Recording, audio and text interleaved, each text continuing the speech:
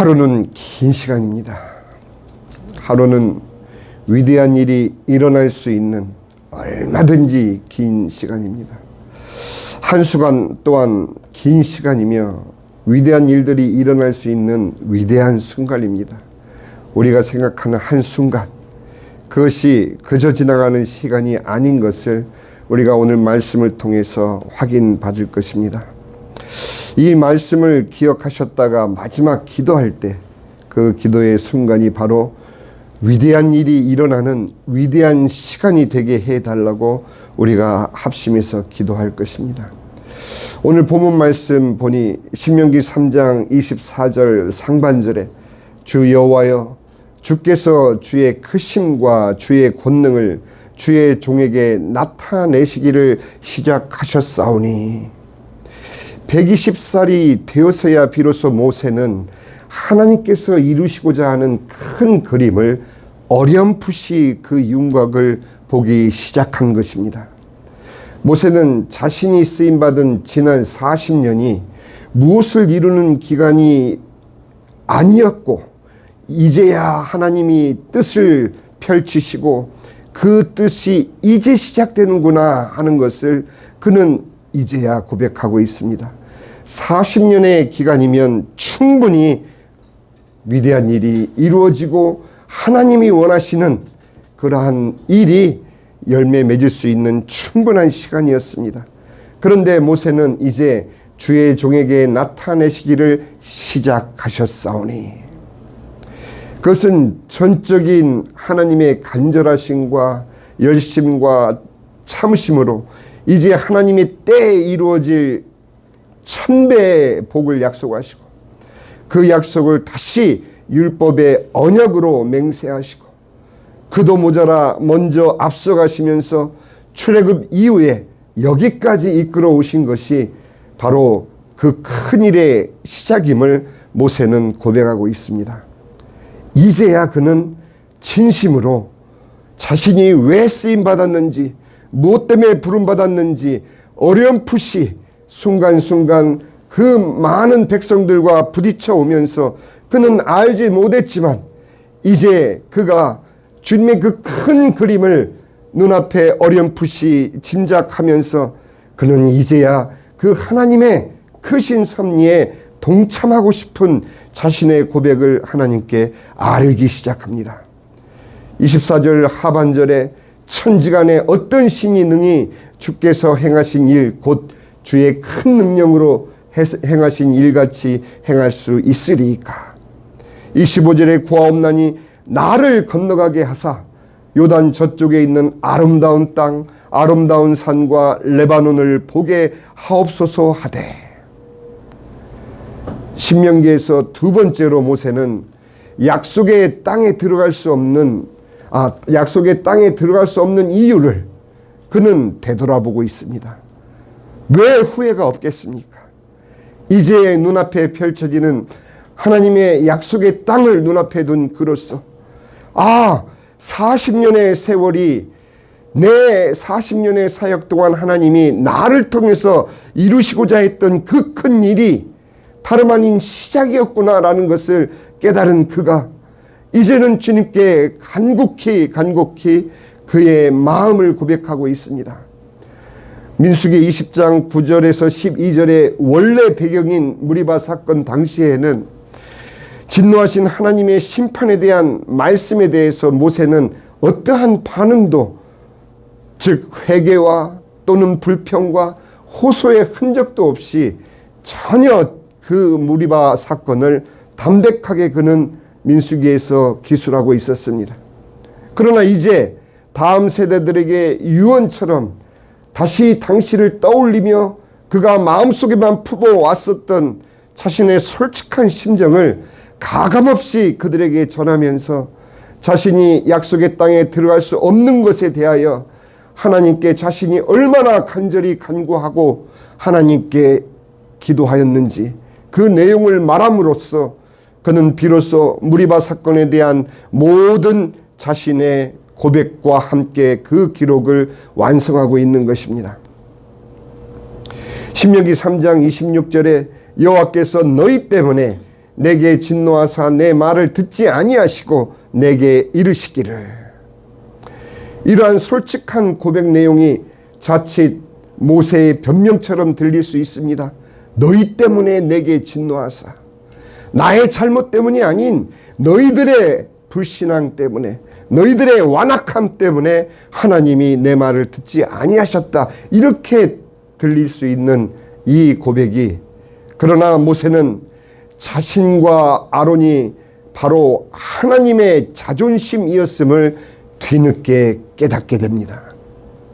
이스라엘 민족 앞에서 믿음으로 순종하여 하나님의 거룩함을 나타내야 했던 바로 모세와 아론은 하나님의 자존심이었던 것입니다.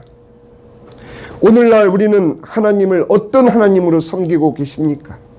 하나님과 우리 자신의 관계는 과연 어떤 관계입니까? 이제도 하나님께서는 하나님의 모든 자녀들이 세상을 향하여 믿음으로 살면서 하나님의 거룩하신 자존감을 높여주기를 바라고 계신 겁니다.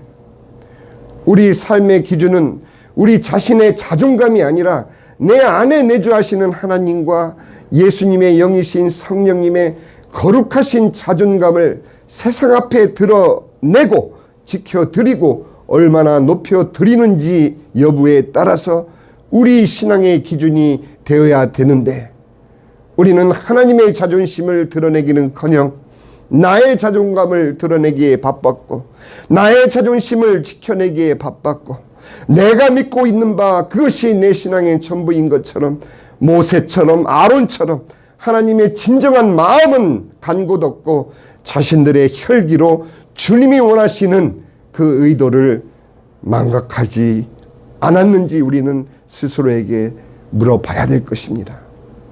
성령님께서는 우리 안에서 우리로 하여금 우리의 신앙을 통해서 하나님이 내 안에 내주하고 계신 하나님의 자존심을, 하나님의 자존감을, 그래서 내가 나로서 하나님과 함께 계시는 그 증거를 나타내기를 원하시지만, 오늘날 우리는 어떻습니까?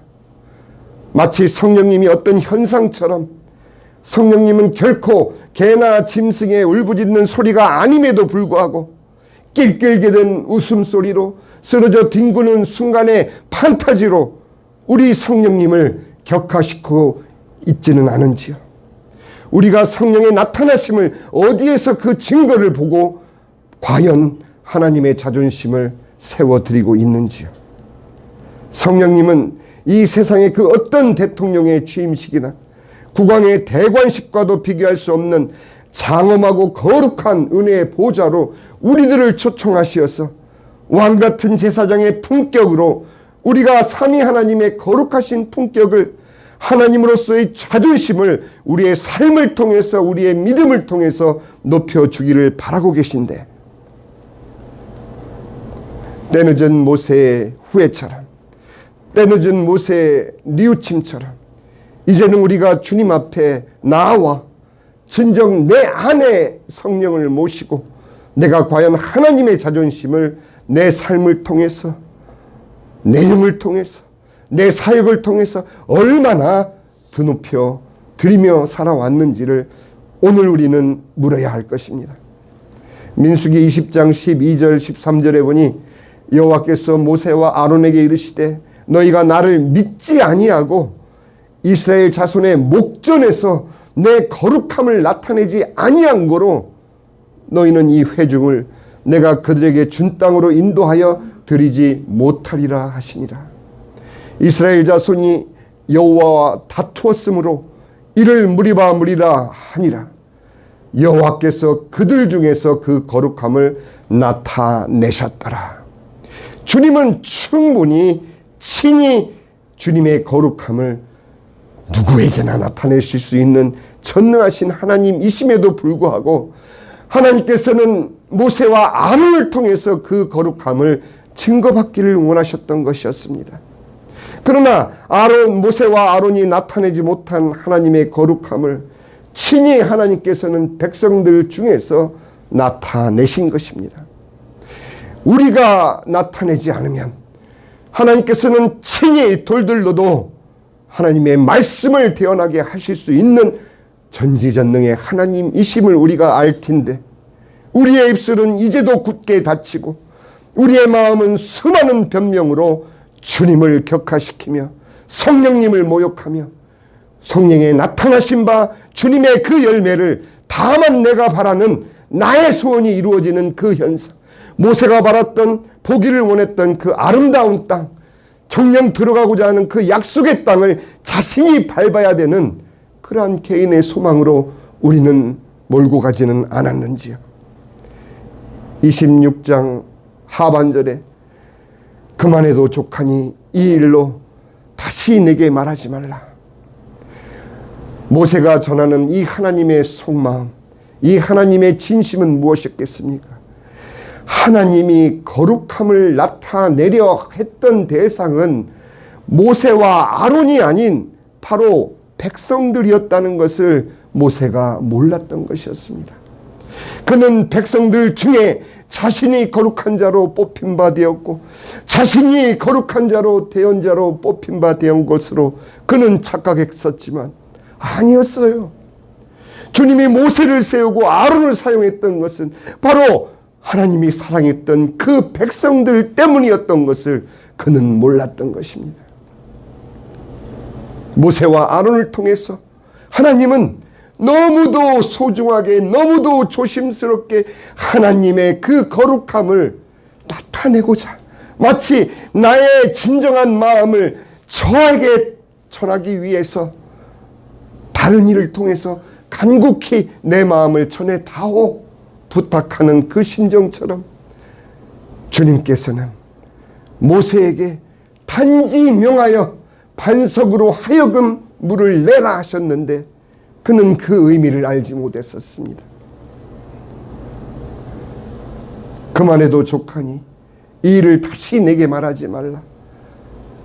백성들을 향했던 내 마음이 너희들로 인해서 전달되지 못해서 내 마음이 얼마나 아팠는지를 너희는 모를 것이다. 정말 사랑하는 그들을 모세와 함께 광야에 묻어야 하는 하나님의 심정 또한 이 말씀 속에 담겨져 있는 것입니다. 결코 모세가 미워서도 아니고 모세가 범한 불신앙의 실수 때문도 아니었습니다. 그 이유는 창세기 3장 15절의 본질은 하나님께서 우리에게 주신 그 원시복음의 그 본질은 하나님의 사랑의 대상인 인간을 타락시킨 사단에 대한 형 집행이며 머리를 박살내는 박멸이며 그로써 오히려 성취되는 하나님의 자존심의 회복이었기 때문에 그로써 구원이 이루어지는 인간에게는 구원의 길이었기 때문에 그 창세기 3장 15절은 분명한 영적 전쟁이며 하나님 말씀을 대적하여 죽어 썩은 시체 속에서 남은 뼈들에게 하나님의 말씀이 대언되고 반석에서 물을 내어 그들을 마시우고 살리시기 위한 하나님의 사랑의 본질을 모세는 알지 못했던 것입니다. 하나님의 말씀이 대언될 때 그들은 비로소 육신적인 목마른 갈증이 해결되는 것뿐만 아니라 그들이 하나님의 거룩함 속에서 서로 연결되고 그들 가운데서 믿음의 힘줄이 생기고 살이 오르며 군대가 되어 약속의 땅으로 진격하는 것이 하나님의 뜻이었던 것을 모세는 알지 못했던 것입니다. 그렇기에 그들은 광야에서 그 1세대는 죽어야 했던 것입니다. 그 모든 1세대를 광야에 묻어야 하는 하나님의 그 안타까운 심정, 모세가 미워서가 아닌 모세가 그 하나님의 사랑을 대변하여 그들과 함께 묻히게 하는 것이 하나님의 마음이었던 것을 하나님은 어찌 설명할 길이 없어서 단지 그만해도 족하니 이 일로 다시는 내게 말하지 말라. 하나님, 왜 내게 이런 고통이 있어야 합니까? 왜 내게 이런 좌절이 있어야 됩니까? 그런 우리들에게 주님께서는 말씀하십니다. 그만하니 족하니 더 이상 그에 대해서는 내게 말하지 말라. 그 이유는 우리의 사랑의 그 틀은 우리의 영역을 벗어나서 하나님의 사랑을 내 마음에 담아야 되는 그러한 크기로 커져야 되기 때문인 것입니다.